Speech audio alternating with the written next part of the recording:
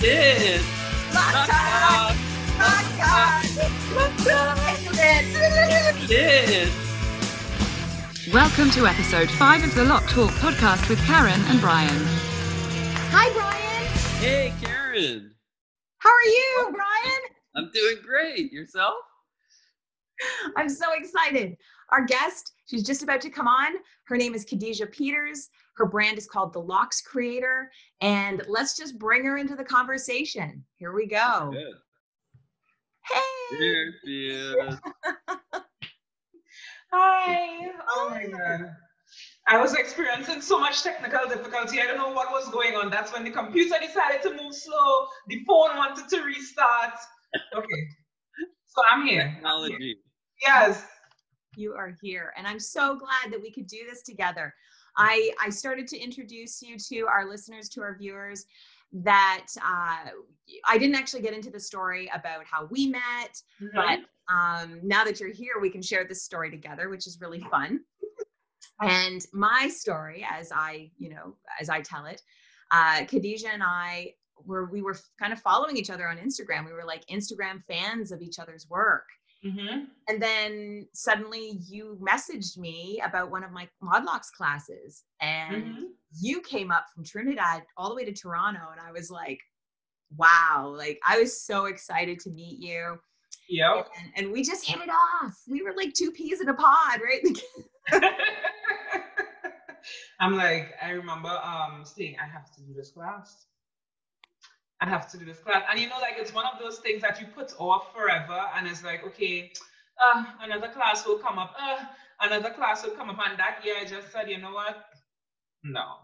Like, you put so many things ahead of yourself and ahead of stuff that you want to do.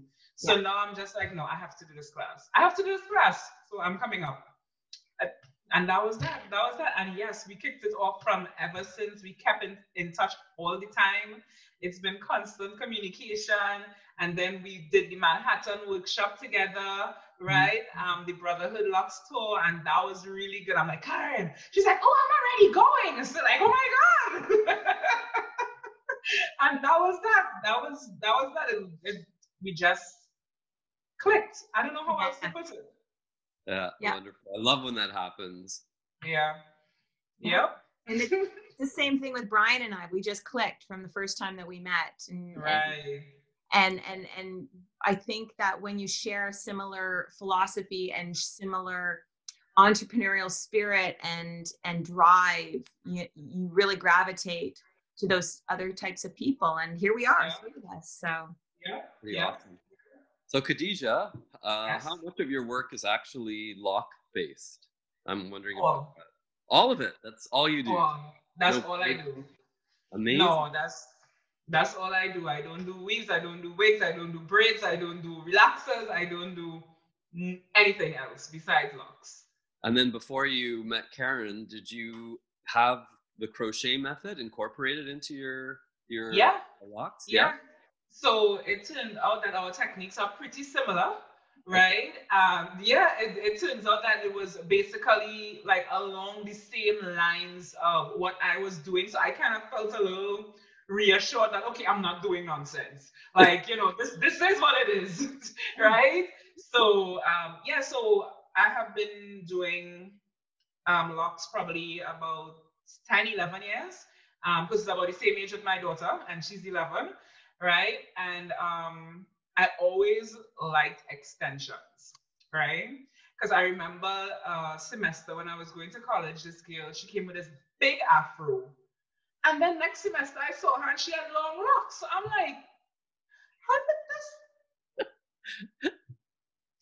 And I remember standing behind her in the cafeteria and I'm like, okay, I have to ask her. And then I asked her and she's like, oh, well, it's dreadlock extensions. I'm like, dreadlock extensions? Like, I mean, 11 years ago, that was unheard of, right? That's blasphemy, honestly, because, it's totally against what we know locks to be, kind of way. Yeah. So I'm like, dreadlock extension. She's like, yeah, this girl, she had some hairdresser that came down from, somewhere from the UK and did it for her and whatnot, but she's no longer in Trinidad. And that was the only person that I knew in Trinidad at a point in time that was doing it. So I'm like, okay. All right. And I remember going home that day and it was YouTube. YouTube. I went to YouTube University and I looked, and there was hardly anybody with videos out on YouTube at that point in time on dreadlock extensions. So I remember getting like Marley hair, like what you used to do braids, like to do twists. Synthetic hair. And make, yeah, synthetic hair. I'm trying to make like, trying to make locks out of it. And I'm like, how they do it? And it's like when people tell me, oh, how did you get so good? I'm like, y'all don't know. It's years, like y'all don't know. It's years of trial and error and having, clients friends as clients and their locks fall out. Like, I mean, I've been through all of that, trying this tool, that tool, this tool, that here, this here, until now, I could say, well, okay, I could watch somebody's hair and be like, okay, extensions, like, she has extensions. Oh, okay, so it's people think now, especially in Trinidad, because it's so saturated, dreadlock extensions, it is so saturated now, and I think people see it as quick money, right? Yeah, because it's expensive to do. Well, expensive to do, right? So a lot of people are getting into it. A lot of people are doing not the best work, right? And they are charging the same prices that probably Karen and I would charge, right? Mm-hmm. Because it's quick money, right? Uh-huh. So now I have kind of reached a stage where it's like I almost want to step away from it, because I feel like I don't want to sound like that, like I'm too good for it now kind of way, but it's kind of like the market is so saturated that I kind of want to just teach people how to do it correctly. I hear you. Yeah. Right? So it's like, you can't stop people from doing it. And there's so many videos now, Karen, compared to when I started. That's from when you started doing locks or extensions or whatever. Right? There wasn't even an internet, okay? Right? It's like now still people can find videos on YouTube on how to do it. Well, how to do it, right? From all these YouTubers. So it's like, why not try and educate rather than try to live in the bubble of thinking that it could stop, that people will no longer do it and I will be the top dog again. Because that's not going to happen, right? The industry has changed. Not going to happen. Yep. So different. It is. But I appreciate your story because it resonates with me so much. When we were kind of trailblazers in the industry and there wasn't a lot of information out there, and we there's a group of us, like, who've been doing it for 20, 30 years, 10, 20, 30 years, and saying, oh, we're all kind of realizing we had discovered on our own terms, in our own way, the same kind of things. Mm-hmm. Like we all moved in a parallel place, not really knowing each other kind of existed even, Mm-hmm. Mm-hmm. And we found each other. It's interesting when you're doing something creative, and I've seen this in dance, I've seen it in lots of other milieus, but when you're involved in the creative process, it's almost like you're all tapping into the same soup, like you're all swimming in the same soup, and somehow these little things get pulled out of the soup, and it can be happening all over the world simultaneously, and it's kind of magical. It's kind of really cool and beautiful, and so yeah, it's nice when our souls kind of are able to sort of connect, gravitate to others, and it's reinforcing. Like it helps reinforce what you're doing, and because before I met Karen, I was not touching straight hair. I was like Karen, because I just thought it was a completely different technique. I thought it was completely different. I'm like, it can't be the same technique she's using and her locks look like that. Like, it looks so good. I can't get it like that. And then when I did the workshop, I'm like, it's almost the same thing. Like, so, you know, it's like, really, I think I just didn't have the confidence, but doing it with her, it really, really built my confidence to know. And I know that one of her philosophies or one of her things that she always says is hair. It doesn't matter if it's straight, if it's curly, if it's kinky, if it's wavy, it's hair. So you can get hair to do whatever you want it to do, right? I remember. She's a very good student. I remember her saying that, and I didn't look at it that way. I kind of looked at it in terms of, well, you know, straight hair probably isn't supposed to do that, right? Because back in Trinidad, we don't have a lot of, and I hope I could say this, we don't have a lot of white people, right? Mm-hmm. And that's, you know, that's as plain as it gets, right? I'm in Montreal right now, and this is the whitest I have seen, right? I feel like a little chocolate chip in a cup of milk, right? Right? No, but it's a good thing, because I look around and I'm like, wow. You know, you kind of realize there's a whole lot more out there, right? Mm-hmm. And the thing is, when I'm out here now to market myself, I have to market myself as someone that can do mostly straight hair, right? Because there aren't a lot of people with kinky hair or with curly hair, right? It's mostly straight hair. So that's the marketing that I have to look at. And that's the marketing that I have to use that I learned from. Yeah, so you're in Montreal, so you're so much closer to us now, and like, shame on COVID, we can't see each other. Oh. So I would have been seriously on the first bus or train to see you in person. Oh my God, yeah, yeah. But you're going to be in Montreal for a while? For a while, yes, probably until next year, February or so.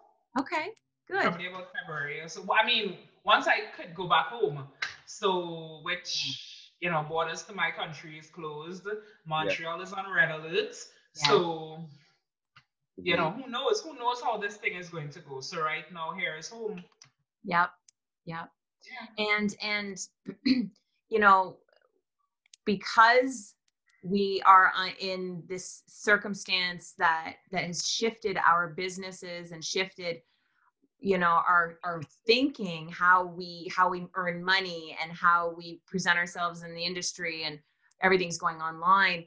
You also have, you know, evolved to compensate for the circumstances. At the same time, I mean, it's been a little serendipitous, right? You were planning to do these other things, these other projects. Of course. And it's good. It's good that you are, right? Yeah. Do you want to share some of those projects with us? So, one thing that I jumped into already was doing a lot of wholesaling of my hair. So I actually, back home, when I came up here, one thing I told my husband is that I want to keep my name relevant. Right? Mm-hmm. People must know my name. Even though I am not working at the point in time, I want people to say, oh, this is the locks creator. Or this is hers. This is, you know, that girl, the locks creator, you know, because they know me for, well, right now I don't have my locks. Right? But they know me for being which it'll be back. I can put it back in like 2 days, right? Right? But they know me as the person with the red locks with the funky glasses. So it's like, oh, yeah, the girl with the red locks and the funky glasses, yeah, this is hers. And that's what I wanted. So what I decided to do was, because there is a lot of person doing dreadlock extensions back home, I wanted to capitalize on that and supply them with all the materials to do it. Right? So that's what I do. So basically, I am one of probably 2 or 3 persons, and that bring in the hair to do it, because the hair is not sold in Trinidad, right? I have my needle set, right? I brought out pomade to twist the locks and all of that. So I decided to venture into that. And what I did is that those same locticians, I have them as my retailers. So it's kind of like, I sell to you, you sell to them, right? So they are using it and they are also selling to others. And that's my thing there off the bat. So every week I have hundreds of hair coming in, and oh, well, I want this this amount, I want that amount, and it goes. So that was concept number one. And that keeps my name relevant because it's branded, right? Mm-hmm. And your brand is so good. It is so on point. And as you say, people recognize you, people recognize it, and you are synonymous with the Locks creator. Yeah. It's important. Mm-hmm. It is. No, it really, really is. And so the other thing that I'm doing is that next week, Sunday, I want to host my first online class, my first little online workshop. Right. And what I want to do is not only focus on creating dreadlocks, repairs, whatnot, but also in terms of business. And I think that a lot of the young entrepreneurs coming up back home, they do need that advice. Not saying that I know everything, but it's just for me to share some experiences with them and some tips and some ways to grow their business, because as I told you, it is so saturated. It is so, I don't even know how to explain how saturated it is on this small island of 1.2 million people. Like, it is so saturated. So it's like, because it's become such a money venture kind of thing, people are not using the right tools. They're not using the right hair. They're not, I mean, only in 2020, you can't put Marley hair still in somebody's head. Like, come on, man. Please don't do it. You know, it's like evolve, you know? So there's a lot of evolution that I believe that still has to be done in order for people to say, well, they're a dreadloctician. Right? You know what I mean? Yeah. So my class next week Sunday is and what day is that? That's October. That's October the 11th. Yeah. It's at 4 p.m. and it's going to be about 2-3 hours. You know, I am very open to, I'm flexible to the time frame. They can register on my website, which is www.lockscreator.com. Right? And yeah, once they make the PayPal payment, and the class is only $100, right? Once they make that payment, get in the class, and we start to talk. I'm trying to make it as interactive as possible so that everybody can say what they want to say. Maybe people can share their techniques of how they do it and why that may not work, or why that they may think that would work over what I do. I am so open to that. Because remember the thread, Karen? You remember that thread that was giving me hell? You remember that piece of thread? Oh, honey, I know. But you know what? Since those classes, I've evolved my techniques too. Awesome. Yeah, and you know, I basically created a threadless technique where I'm still incorporating the thread. A lot of people don't know that I use thread. Right. Because it doesn't stay anymore. Like I apply it so that it still creates that constriction to alleviate that discomfort, that pulling. No different than if someone were to use it like elastic, but it's obviously a more quick way to tighten the root and then do your felting or your crochet. Yeah. So the thread, poor Khadijah. You have trouble with the thread, Khadijah. That thread, like. I felt so defeated by this piece of thread, and then to find out that the hand that Karen was using, I was able to do it with the other hand. So it was like, or was it that I was doing it the other direction or something? But I figured it out eventually. But that thread, I talked about that thread for weeks, because that thread. That thread.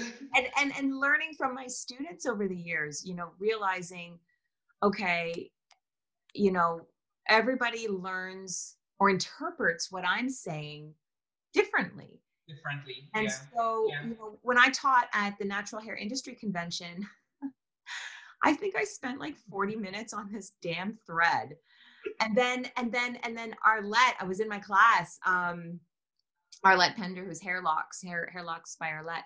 She says, Karen, come over here. And I was like, okay. And she says, is this how you do it? And she's like, and I was like, yes. And she goes, oh, it's a slip knot. And I swear half the class went, oh, a slip knot. And they all did it. And I was like, I can't even believe Oh, It that's was really hilarious. funny. Wow. That's flipping as hell. Okay. Do you use Thread, Khadijah, Me, now? no. No? No, well, unless I'm doing someone with straight hair, then yes. Okay. Yes. It Right. helps. I do use the technique that Karen taught me. But if not, then no. No, you don't need it for hair that's coily, curly, kinky. Yeah. No. But you know, I can definitely share with you a quick way to kind of attach it and then detach it without having to pop it with a stitch ripper.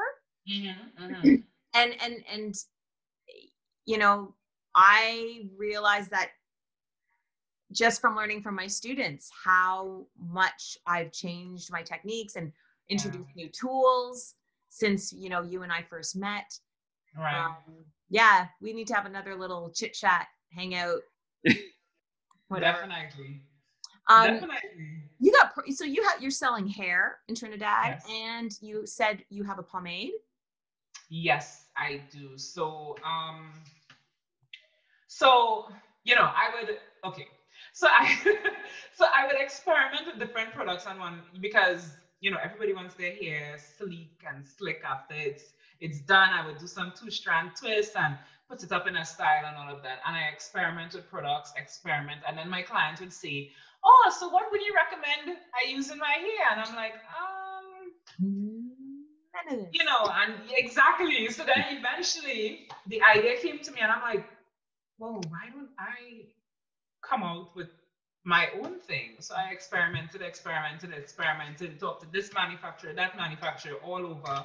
And then eventually I got something that works, because the thing is, the majority of my clients have 4C hair, right? Hair like myself, which is slicked right now using my pomade, right? And it would not hold with any other product, right? It will just coil back up. It will just coil back up. So upon getting this product now, I didn't want it to be 1, greasy, and 2, expensive. Okay. Right? Because I wanted it to be along with the market price of the other products around. So the downfall with it is that shipping to Trinidad is hella expensive. Yes. Right? It is. It is. It's ridiculous. Yeah. Right? Canadian shipping is terrible. We it's really so multiply it by 3. That's what I realize it is. Multiply it by 3, and that's how much I pay to ship home. Yeah. Sorry. So, exactly. So, but my pomade, I'm still trying to figure out the shipping here. We talked about that, Karen. Still trying to figure out the shipping here in terms of getting it to persons in Canada, because I have gotten some persons who were interested in it. It's just that I don't know how the shipping works here. It's different to at home, right? To doing local deliveries. So I still need to figure out those logistics and then see how I can get it out on my website and to, you know, persons within Canada here. And what is the name of your pomade called? It's a Slick and Twist pomade. And there's a sub-brand to the Locks Creator, these products. Yes. So my sub-brand is Deja, right? Which is because my name is Khadijah and my husband calls me Deja. So it's stuck, right? So it's stuck. Where the name came from. Yes. Yeah. So Deja, right? And so I did that sub title, and I put all the products under that. And so I still has Locks Creator logo on it. So from the time they see the logo, everybody knows, oh, well, the Locks Creator here. You know, they don't say Deja here, they say Locks Creator here anyway. But yeah, that's my sub brand. So the official name of the pomade is Deja Slick and Twist pomade, and Deja Afro Kinky bulk, and my Deja needle set. So, yes. Fantastic. So when I heard the brand name, I associated with a couple of possible ways of interpreting the name, because I really like the name. It's spelled, for those of you who don't know, Dayjah, right? Yeah. And so when I hear Deja, it's like deja vu. Deja vu. Right? What happened to my mind? Right? So that was one of my interpretations. I was like, okay, that's kind of cool because then it's also Ja, right? Like Yes. the way it's spelled and the day. I love that. It's just got a lot of layers to your branding. Yes, it does. It does. It does. It does. Yeah, And he was like, babe, Deja has a deep meaning behind it. And I'm like, I don't know, that's what you call me. I didn't see it. And I didn't even look at the deja vu aspect of it until you just said it, to be very honest. So I'll tell him that when he comes inside, he's going to be like, you see, I told you. Yeah.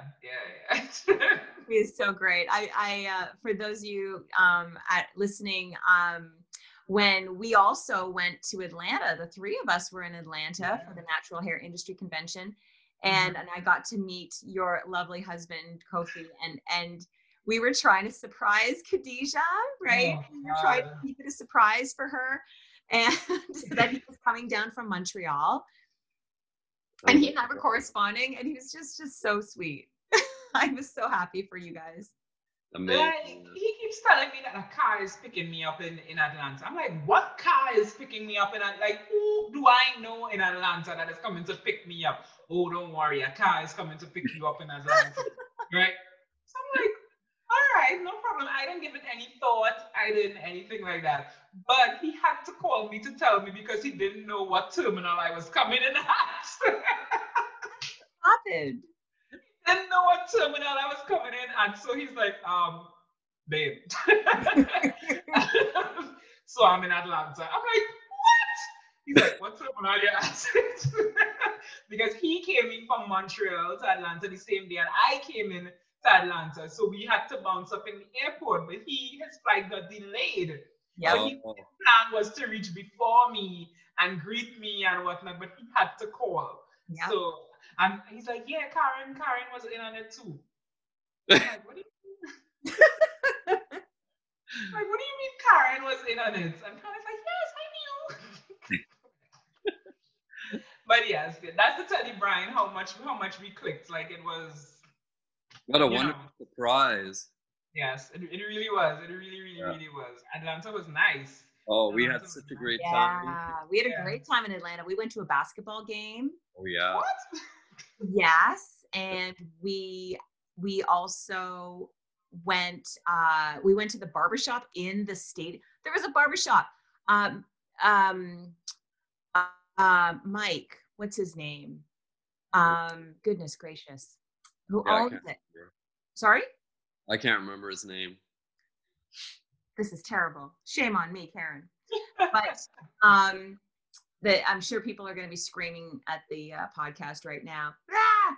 But he's an American rapper, and he's an entrepreneur, and Killer Mike. Thank you, Killer Mike. Oh, okay. Yeah. So he owns a chain of barbershops in Atlanta.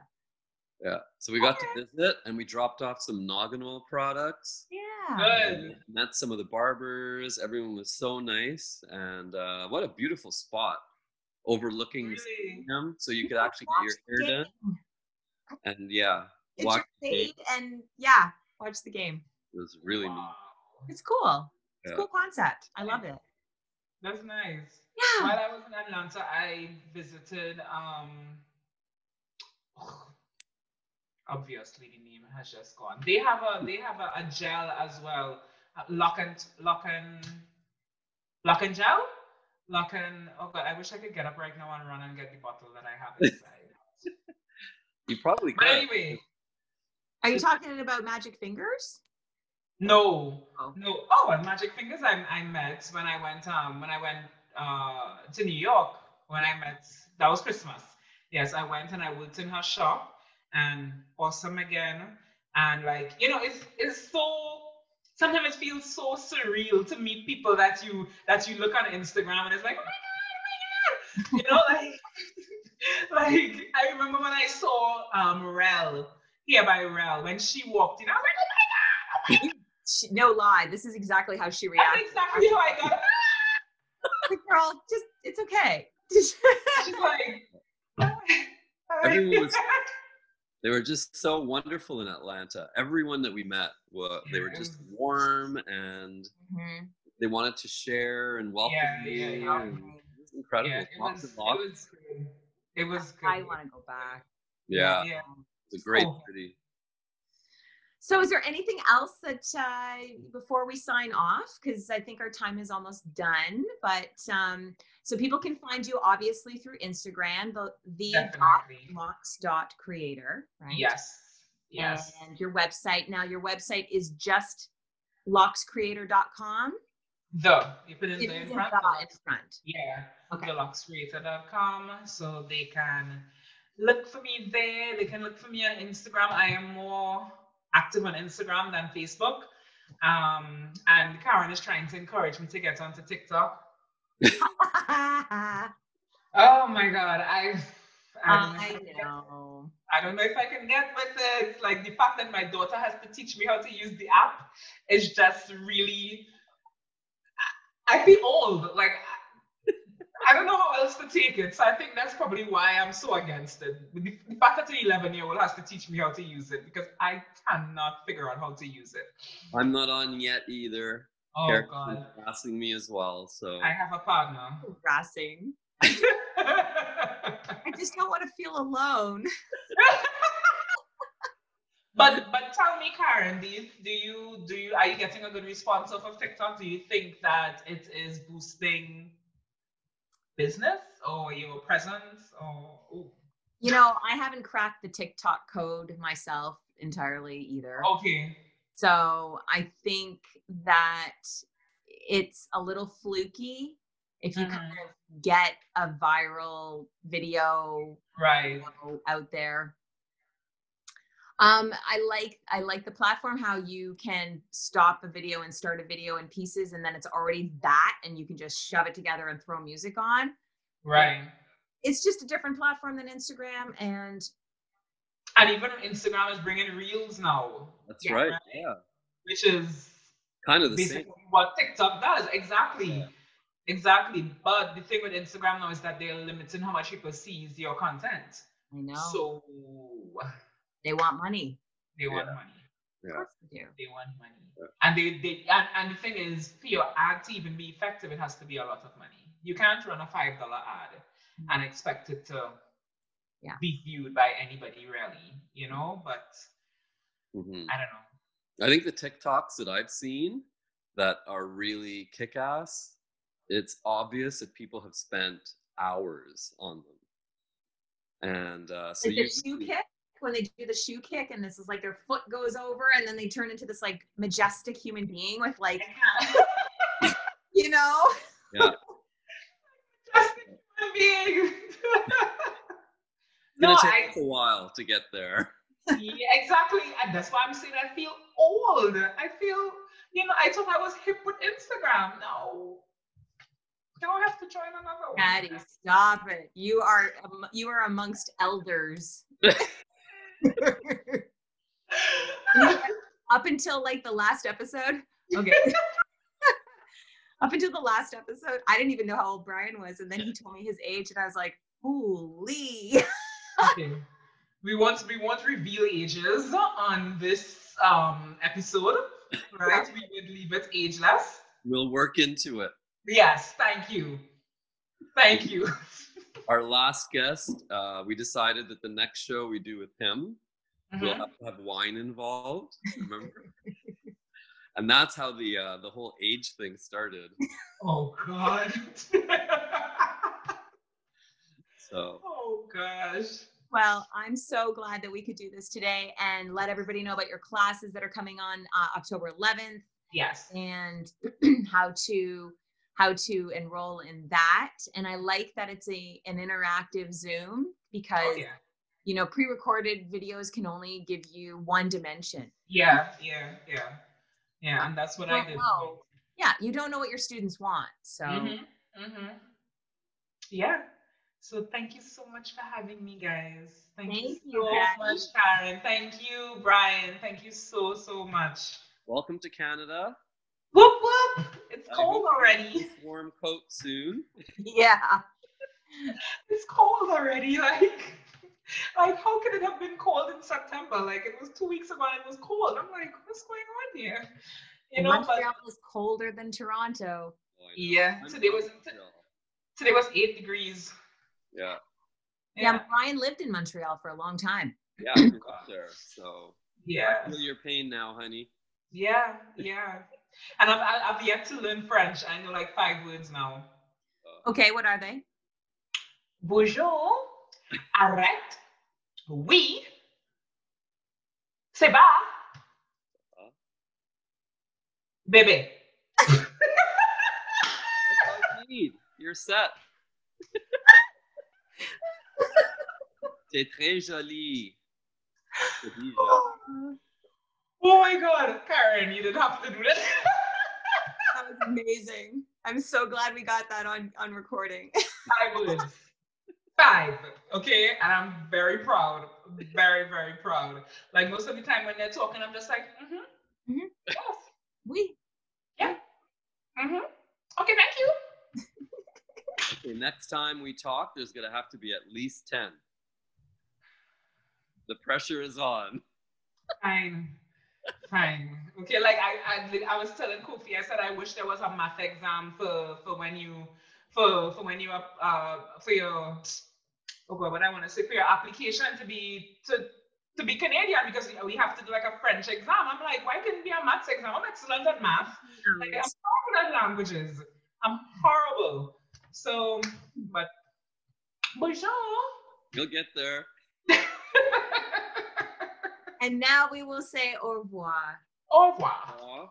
Je t'aime. Je t'aime. Oui. What je t'aime means? No. I love you. Oh. That's a good one. But you see, I had a good response. Oui. All right, Khadija, thank you so much. We'll be in touch. Bye, guys. Take care. Bye-bye. Lock talk.